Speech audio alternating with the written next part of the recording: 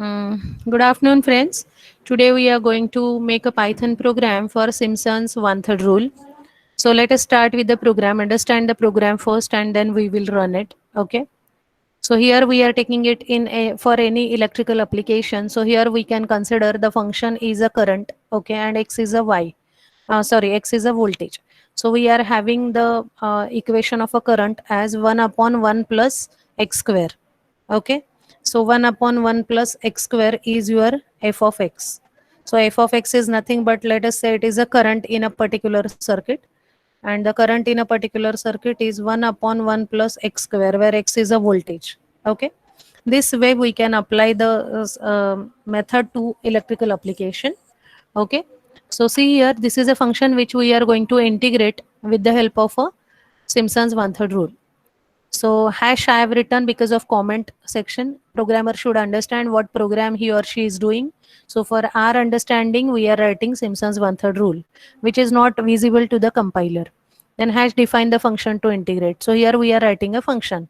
Again, it is for our understanding. It is not for compilation purpose. Now def f of x. So f of x is name of the function that we have given. Def is defined, which is a keyword. Okay, colon. It comes in the syntax. Then return. So every function has to return some value.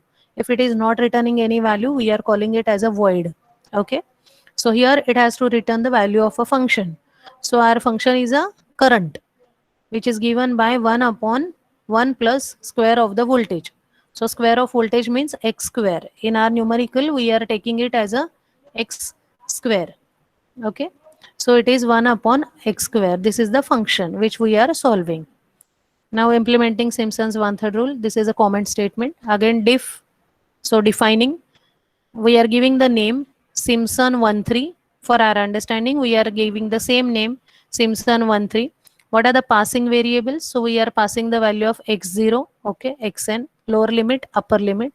I hope you are remembering any one of the numerical of Simpson's one-third rule. We are going to apply the formula. Okay.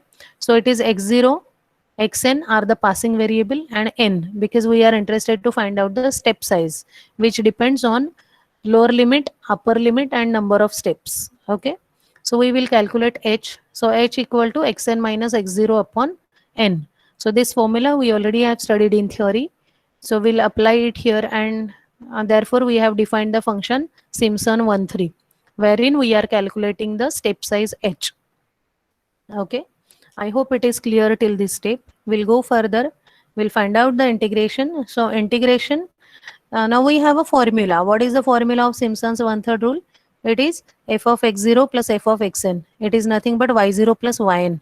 Okay. Y0 plus yn plus 2 times all even terms we have to add together plus 4 times all odd terms we have to take together. This is the formula which we already have studied in theory. So step by step we are solving here. So let us see here. The first step is y0 plus yn. So y0 is nothing but f of x0. Yn is nothing but f of xn. What is f? Function. So we already have defined it here. So whenever compiler will come to this step, then whenever we say f of x0, it will go here, get the value of x0. Okay. It will put it here, return the value. So f of x0 answer will be here. Similarly, plus f of xn. So first and last value of the table which we have manually solved will be added here. So first step we already have completed. Okay. Now in second term, we are adding all the even terms and multiplying it. Okay. We are adding all the terms in remaining terms. Even terms means y1, y2, y4, y6 and so on. And all odd terms like y1, y3, y5 and so on. So for that, we are writing a loop for I in range 1 to n. Okay, 1 to n we are taking a range. Okay, till number of data points it has to travel. Suppose 5 data points are there, then we have y1, y2, y3, y4, y5. Okay, accordingly it will sum up all the even terms, sum up all the odd terms, and then we can directly apply our final formula. So we are doing it here. K equal to x0 plus I into h. Okay. So I is for looping purpose. I into h means for 0.2, 0.4, 0.6, 0.8 like that. Okay, so depending upon what is h step size, whatever is the step size, that will be multiplied by the I. Suppose step size is zero point 0.2, it will be zero point 0.2 into 1, so it will be zero point 0.2. Initial approximation is say 0, 0, 0.2, 0.6, 0.8, like that. Okay, suppose step size is 1, then and initial approximation is 1, then k will be 1, 2, 3, 4, like that. Okay, so this is what we have written here. Then if I percent 2 equal to 0, so we are checking whether it is even. Okay, whether I is even. So whenever I is 1, say, okay, 1 reminder 2, this percent sign is for reminder. 1% 2 means 1 upon 2, what will be the reminder? It is 0.5, right? So it is not a whole term, there will be reminder, so it will not be equal to 0. Okay, so if will not be executed because the condition is not met, directly it will go to the else because 1 is a odd term. Okay, so integration equal to integration plus 4 times f of k. Now f of k means f of 1. Okay, so integration means first term last term, this we have taken, plus 4 times f of k, so it will add up f of k means f of 1. Next time when it will execute, it will be I will be 2, k will be 2, say. Okay, so it will go for f of 2, which is even term, so that time this condition will be satisfied, therefore it will not come to the else but it will execute if. Okay, so when it will be f of 1, it will go for else. When it will be f of 2, it will go for if because it is satisfied. When it is 3, again it will go for else. When it is 4, it will go for if. When it is 5, it will go for else. Okay, and so on. Okay, so at the end of this if else loop, we have the whole integration value, means we have y0 plus yn plus 2 times all even terms together plus 4 times all odd terms together. Now only remaining term in formula, final formula, is we have to multiply it by h by 3, that's it. So we are doing integration equal to integration into h by 3. So with this step, we have completed the execution of a complete formula of Simpson's one-third rule, which is equal to h by 3 y0 plus yn plus 2 in bracket all even terms addition plus 4 in bracket all odd terms addition. Okay, odd terms together. So this is how we have implemented the whole formula, and we are writing within a function itself. So we are saying return integration. So we'll get the output of integration which we are interested to print. Okay, so now we are taking here, this is the whole program which we have written inside a function named as integration.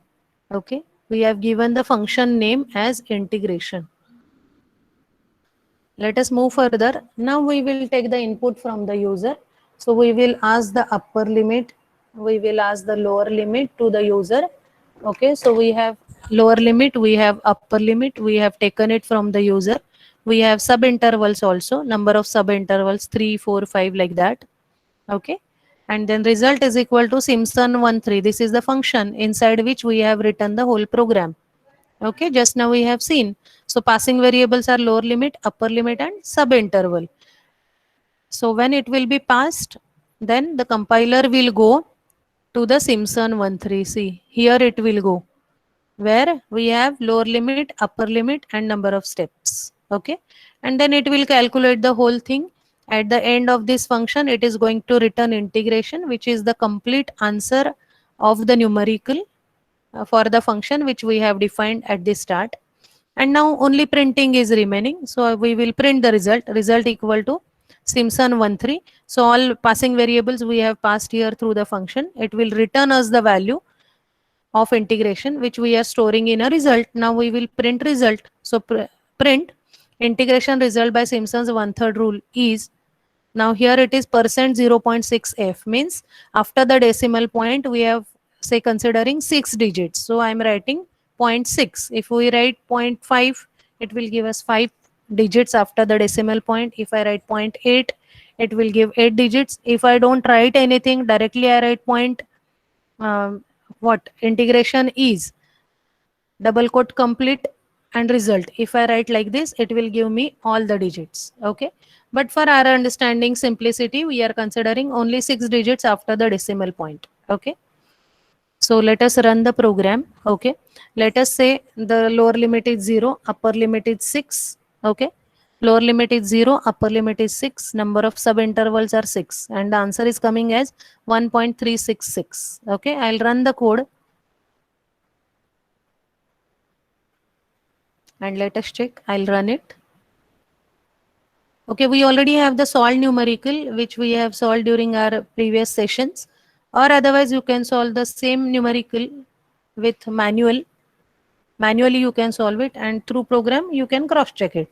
So just now just now we have said lower limit is say 0, upper limit is 6, and number of intervals are say 6. Okay, and answer is 1.366. You can cross check the answer by regular method. Surely you will get this. I hope you have understood the code. Okay, if any doubt, please comment me.